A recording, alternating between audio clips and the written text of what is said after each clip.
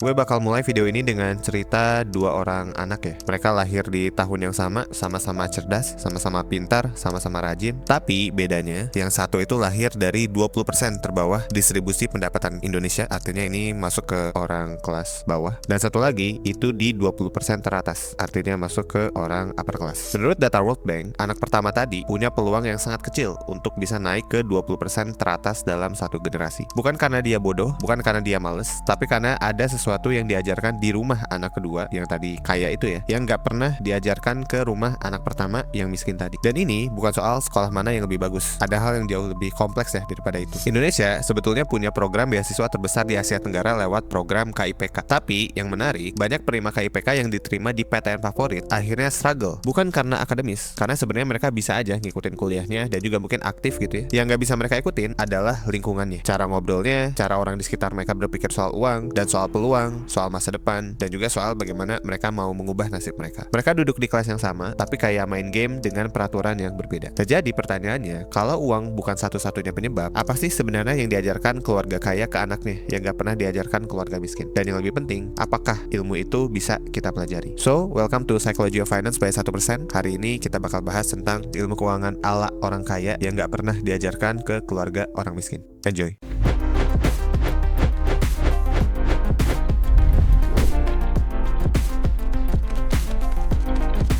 Welcome to Psychology of Finance.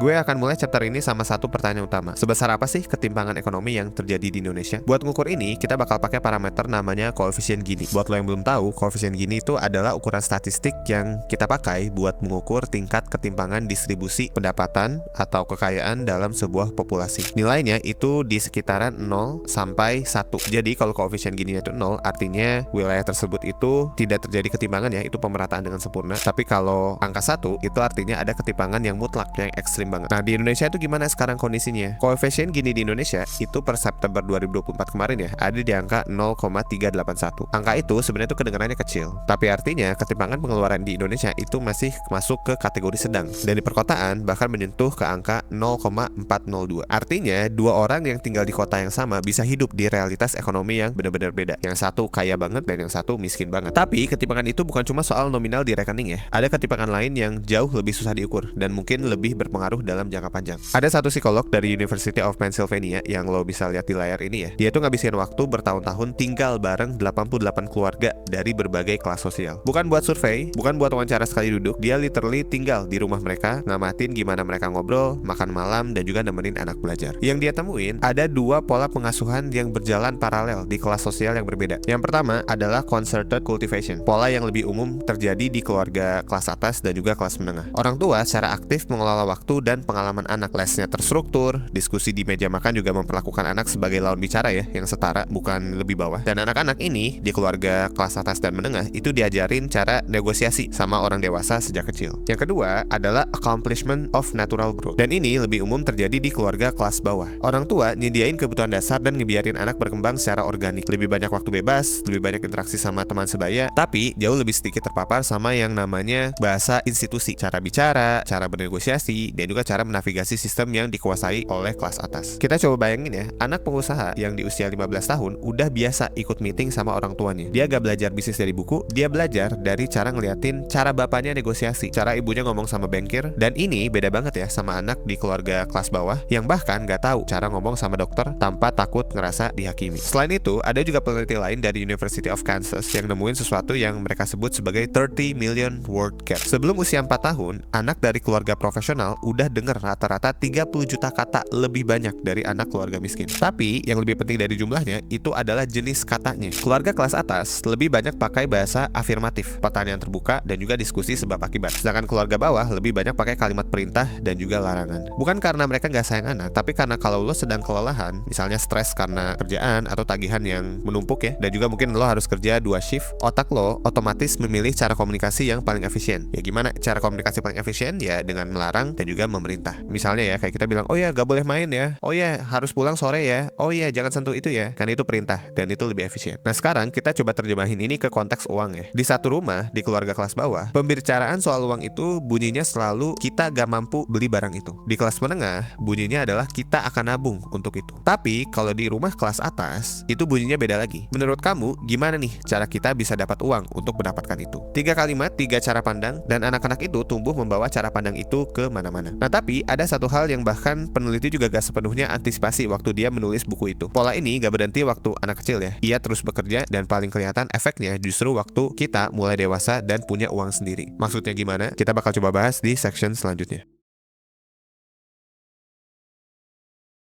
Mungkin beberapa dari lo cukup sering mendengar kalimat ini ya. Selama kita kerja keras, maka kita bisa sukses. Usaha tidak akan mengkhianati hasil. Gue yakin beberapa dari kita sering banget ya dengar kata-kata itu. Dan sampai batas tertentu, ya itu memang benar sih. Ada orang yang memang kerja keras dia bisa sukses. Ada orang yang lahir dari keluarga sederhana dan berhasil secara finansial. Tapi yang jarang dibahas, berhasil secara finansial itu gak otomatis menghapus pola yang ditanamkan waktu kecil. Malah sebaliknya yang terjadi. Maksudnya gimana? Kita bakal coba mulai dari contoh ya. Misalnya ada anak dari keluarga menengah ke bawah yang akhirnya tuh dia berhasil thriving dan punya pendapatan sendiri yang di atas rata-rata seluruh keluarganya. Waktu orang ini mulai punya uang, orang ini bukan lagi anak yang perlu dibantu. Dia bakal jadi sumber daya dan cara setiap anggota keluarga mendekati orang itu bakal berubah. Ada yang misalnya minta tolong lebih sering, ada yang tiba-tiba minta ngutang gitu ya, dan ada yang tiba-tiba jaga jarak karena ngerasa gak nyaman. Orang ini udah lebih sukses. Dan juga ada yang ngerasa kalau orang ini udah berubah, padahal yang berubah itu kan cuma dinamikanya aja ya. Orang yang dibesarkan dengan concerted cultivation yang tadi udah gua bahas di chapter 1 ya, punya bahasa untuk menavigasi perubahan ini. Mereka udah terlatih memahami dinamika kekuasaan. Misalnya ya, kalau ada yang ngutang itu mereka tahu caranya bilang enggak tanpa ngerusak hubungan. Atau juga mereka tahu caranya menetapkan boundaries. Tapi di sisi lain, anak yang dibesarkan dengan natural growth, artinya yang tadi di keluarga menengah bawah, seringkali itu nggak punya bahasa itu. Akhirnya mereka ya mau gak mau ngerasa gak enak untuk nolak ada yang ngutang ke mereka, atau ya mereka akhirnya ngeiyahin aja gitu karena merasa gak enak. Ada satu ekonom dari University of Chicago dan juga psikolog dari Princeton yang nemuin sesuatu yang ngejelasin kenapa pola ini tuh bisa begitu kuat. Menurut riset mereka, kemiskinan secara harfiah menyita bandwidth kognitif. Ketika otak kita terlalu penuh sama kekhawatiran finansial, kita itu gak punya kapasitas untuk hal-hal yang butuh deliberasi, termasuk parenting yang ideal buat anak-anak. Dan ini bukan soal karakter ya, ini efek langsung dari kondisi material. Orang tua yang kerja 2 shift dan masih pusing soal bayar kontrakan, gak bisa duduk sejam diskusi terbuka sama anaknya soal cara kerja compound interest. Bukan karena mereka gak mau, tapi karena otaknya tuh lagi ada di survival mode. Yang artinya, pola pengasuhan kelas bawah itu bukan pilihan, itu respon adaptif terhadap tekanan. Dan kalau kondisinya berubah, polanya juga bisa berubah. Didikan yang baik itu bukan soal les piano atau sekolah internasional. Didikan yang baik itu adalah soal mengajarkan cara pandang terhadap uang, terhadap otoritas, dan juga kemungkinan yang tertanam lewat ribuan interaksi kecil selama bertahun-tahun. Dan cara pandang itu nggak otomatis berubah cuma karena nominal di rekening kita itu berubah. Nah jadi pertanyaannya bukan lagi tentang gimana nih cara kita bisa jadi kaya. Of course itu penting, tapi once kita udah dapat uang, pertanyaan itu adalah gimana nih cara kita bisa secara sadar mempelajari pola-pola yang nggak sempat diajarkan keluarga kita dulu tanpa harus nunggu sampai kita udah kaya dulu. Nah kita bakal coba bahas di section selanjutnya.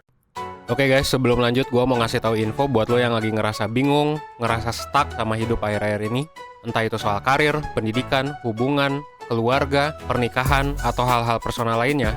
Sekarang 1% tuh nyediain psikotes premium. Di dalam psikotes premium ada berbagai pilihan tes yang dirancang buat ngebantu lo lebih paham siapa sih diri lo sebenarnya, supaya lo bisa ngambil keputusan hidup lo dengan lebih baik. Psikotes ini tuh ngegabungin berbagai jenis tes psikologi profesional. Jadi setiap lo beli, lo bakal dapet beberapa psikotes, disatuin reportnya jadi puluhan halaman untuk hasil yang akurat dan personal.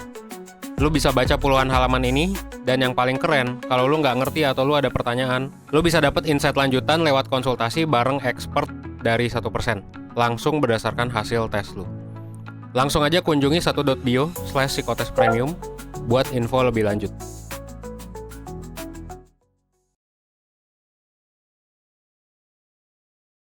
Sampai di chapter 3 ini, mungkin beberapa dari kita berpikir kalau kita malah jadi menyalahkan orang tua kita ya. Dan kita juga nggak bisa balik ke masa kecil dan minta orang tua kita tuh untuk ngajarin hal yang berbeda. Itu valid sebenarnya, dan mungkin juga valid untuk lu ngerasa pengen nyalahin orang tua lu. Tapi satu hal yang penting ya, yang harus kita ingat juga adalah mereka udah melakukan yang terbaik dengan apa yang mereka punya. Tapi ada hal-hal konkret yang bisa kita lakuin sendiri, biar kita juga bisa memutus rantai yang gak sehat ini. Yang pertama, yang bisa lo lakukan adalah the money conversation rule. Ubah cara kita ngobrol soal uang. Bukan Bukan cuma sama orang lain, tapi juga sama diri kita sendiri. Dari bahasa scarcity ke bahasa agency. Ganti kata-kata misalnya kayak gue tuh gak mampu beli itu menjadi kata-kata ini bukan prioritas gue sekarang. Ganti kata-kata uang itu susah dicari menjadi kata-kata uang adalah alat, cara pakainya yang perlu dipelajari. Kedengarannya sih sepele ya, tapi ada psikolog keuangan dan peneliti di bidang financial psychology yang nemuin bahwa money scripts, keyakinan inti soal uang yang kita pegang itu sebagian besar terbentuk dari pengalaman masa kecil dan bisa diidentifikasi serta diubah secara sadar. Bahasa itu membentuk persepsi. Jadi kalau lo mengubah kata-kata yang lo pakai soal uang secara bertahap, itu ngubah cara otak lo memproses peluang dan juga risiko. Yang kedua yang bisa lo lakukan juga adalah institutional confidence training.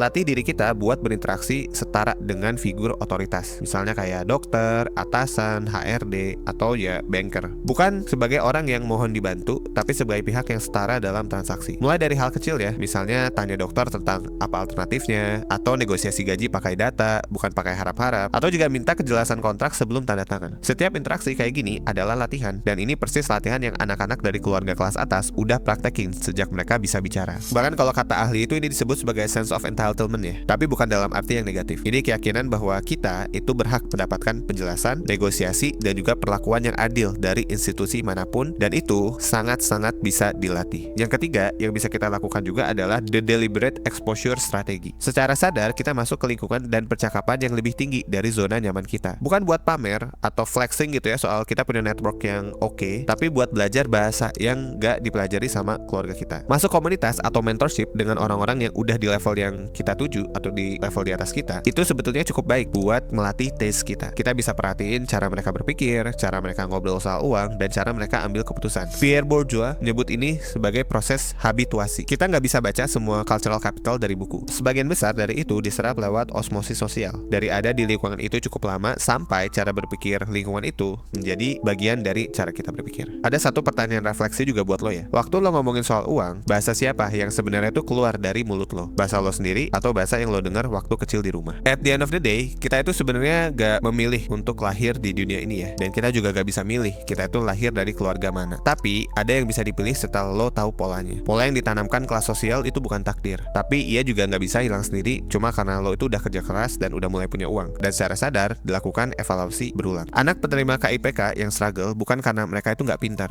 Mereka tuh gak punya bahasa buat survive di lingkungan yang baru. Tapi anak yang tahu bahasa itu bisa dipelajari, punya kesempatan yang berbeda. Dan gimana menurut lo? Apakah lo punya pendapat lain ya soal isu ini? Silakan lo bisa sampein di kolom komentar ya. Dan buat lo yang suka video kayak gini, kita juga pernah bikin video yang serupa ya. Lo langsung cek aja video kita di sebelah kiri atau sebelah kanan. Silakan bisa lo pilih sesuai dengan lo suka yang mana. That's all for today. Gue Danang dari 1%. Jangan lupa bahagia dan jangan lupa hidup seutuhnya. Thanks.